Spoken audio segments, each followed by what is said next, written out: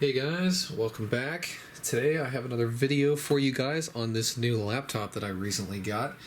This is a PowerBook G4 15-inch that I actually got from the Vintage Computer Festival West event, which was really fun. Chris and I went to it last weekend and we had a great time. And of course they had some consignment, some buying and selling type deals going on there. And so this was one of the computers that I picked up along with a couple of others which you may or may not see in another video. But like I said, this is a 15-inch PowerBook G4. This is a 1.33 gigahertz variety. I'm not exactly a PowerBook G4 expert, so I'm not exactly sure when this thing came out. But here it is. So, as you can see, it's in pretty decent shape, actually. There's not too many dings or dents on it, which is nice. And yeah, going around the machine here, you can see, again, not too many dings. There's one like right here, but that's not a big deal. And then the bottom is just only slightly scratched up, so that's nice to see. And yeah, overall it's in pretty good shape. Actually, the only ding I can actually see is on the back here, which again is not a big deal. Now, of course, these I believe came out in 2003, and this design actually was used all the way up until the 2008 unibody MacBook Pro. I actually have a 2006 and a 2008 pre-unibody MacBook Pro over there, which again looks almost identical. But I guess I can go around the machine real quick with some ports. Now you can see here we have our barrel style iBook PowerBook connector here. Now this is different from the G3s, so a Pismo, for example, has a slightly larger port, so they are not compatible, just in case you were wondering. We've got a 56K modem, USB 2.0 port, headphone port, and line in. We've got a PC card slot here, and then a vent for, some ventilation. Going around the other side, we have a Kensington lock, another USB 2.0 port, FireWire 400, FireWire 800, I believe, or that yeah, I'm pretty sure that's FireWire 800. We have an Ethernet port, S-Video out, and a dual-link DVI port. So a lot more ports than modern MacBooks have, that's for sure. On the front, we have an optical drive and the front latch button, which also has a sleep light in it. On the bottom, I believe this is a port to access the memory, or one of the memory slots. I believe another one is under the keyboard. So another thing that you won't see on any modern Apple laptop. Here we have a battery. This is actually a newer tech replacement battery, and it does actually hold a charge, which is cool. I'm not really sure for how long, but I charged it up and it seems to work. So with that said, that's pretty much the inside of the laptop, or the outside rather. I will go ahead and open it up and we'll take a look at the inside. If I can be a functioning adult here. Alright, there we go.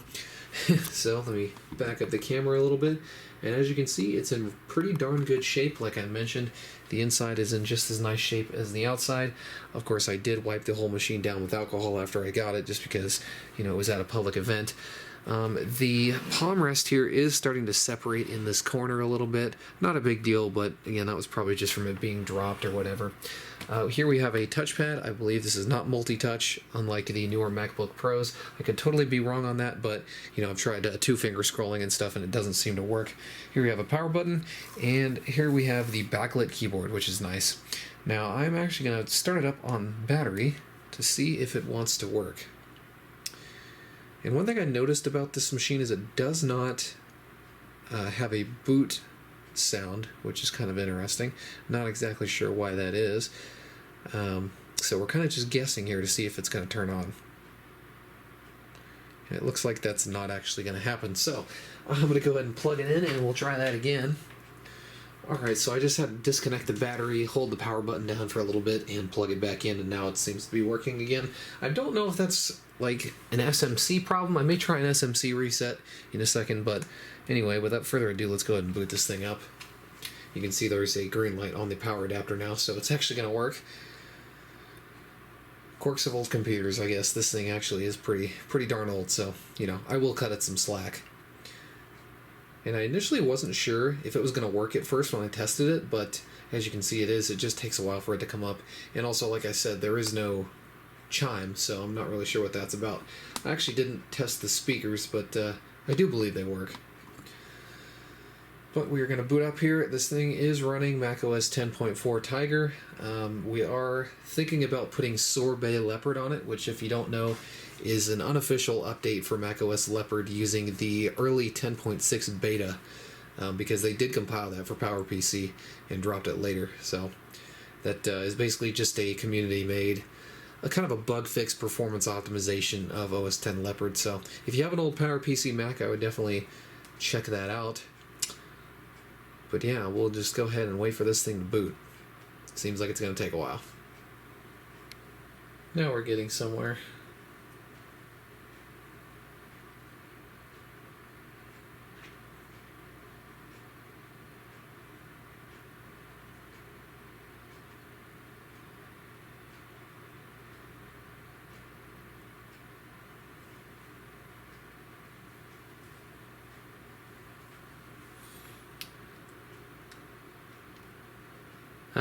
You know what? I think I may have figured out why this thing is so slow. The P-ROM battery is dead, and I know that can be an issue on the older Macs, so I may have to examine that. But also, on top of that, this thing had a crap ton of stuff on it. The hard drive was literally chock full. This has a 250 gig hard drive, and it had about 1 gigabyte of free space. It had about 4 user accounts on it, and it has a bunch of software on it, which I chose to keep because it's actually pretty cool. But I ended up deleting all of those user accounts, and that cleared up the majority of the space. But anyway, let's go ahead and check out the specs real quick. So, as I mentioned before, this is a 1.33 gigahertz PowerPC G4. We've got 1 gigabyte of RAM, and like I mentioned before, it has a 250 gig hard drive. It's running the latest version of Tiger, as we can see here. And there we are. Now, the main thing that I like about this machine is the fact that it has a bunch of cool software on it. So, I deleted all the user accounts, but I did save all the software because it is pretty cool. So, let's go ahead and take a look here. So, as you can see, if I zoom in here a little bit, you can see we have the entire Adobe CS3 suite, so that's pretty cool. We've got Photoshop and such, so that's pretty nice. I'll actually load this up just to show you guys. Let's go ahead and load up Photoshop CS3. Again, this is from about 2007. It appears the last time this computer was used, I believe, was around 2011, so it's been a while. But yeah, I always like finding computers with a bunch of old software on it just because it makes it a lot more interesting to use. And there is actually something that's way cooler than this that I want to show you next, but let's check it out first.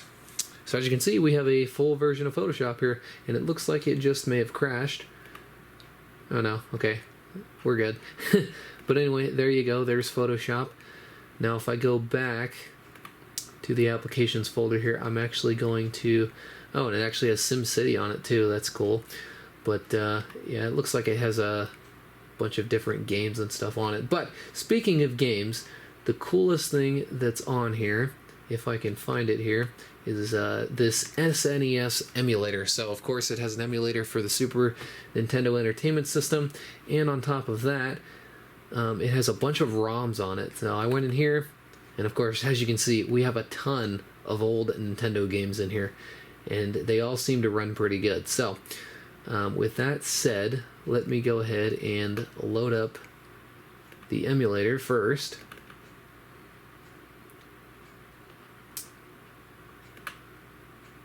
And then, let me see if I can find the ROM. There it is.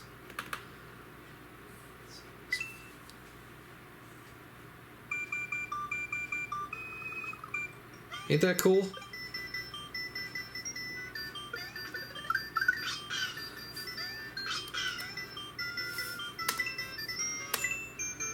Now I forget exactly what I had the controls set up as. I think...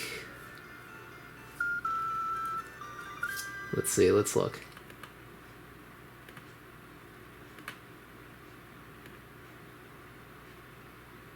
Whoops. Okay, control is A. Got it. Alright.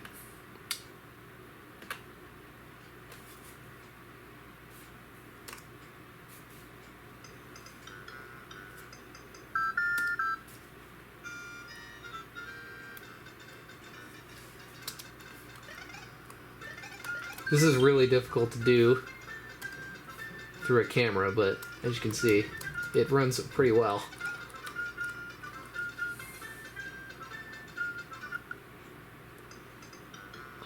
So anyway, that's Mario. So that's really, really cool that this is on there. I have a bunch of old SNES games I can try out. But anyway, that's the PowerBook G4. I don't want to make this video much longer than this, but there you go. That was my score from VCF West. And might I mention, this computer was only $20, so I think that was 20 bucks well spent. But there you go, guys. That's pretty much it for this video. I'd like to thank you guys for watching, and I'll see y'all in the next one.